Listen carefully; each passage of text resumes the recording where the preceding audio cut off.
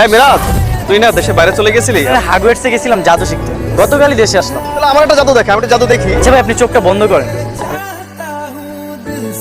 এই তো নতুন ঘড়ি। আচ্ছা ভাই, ওই মেয়েটা কে? আরে ও তো আরোহী, মনে নেই তোর সাথে খেলাধুলা করতিস? ঠিক আছে ভাই, আপনি তাহলে এখানে থাকেন। হাই আরোহী, মিরাজ। কোন মিরাজ? আরে তোমার মনে নেই, আমরা এখানেই ফুচকা খেতাম, খেলাধুলা করতাম। একসাথে ফুচকা খেলে কি কথা বলতে হবে? আই পিন্টু, তুই চুপ কর।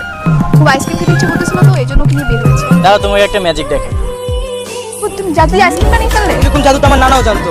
আচ্ছা মিরাজ, তুমি যাও, কালকে দেখা হবে, হ্যাঁ? আচ্ছা তুমি আর কি কি জাদু পারো? অনেক জাদুই পারি। I love you. প্রপোজ করে কি আমার বোনকে পড়ানো হচ্ছে? ওই নাম কিন্তু ভালো হবে না। করবি তুই? কি করবো দেখবি তুই?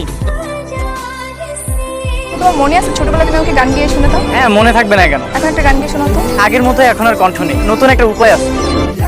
এই নাও, এখন থেকে এটা দিয়ে গান শুনবা। জাদুবিদ্যা শিখে তুমি খুব অলস হয়ে গেছো। আচ্ছা চলো ওইদিকে যাই।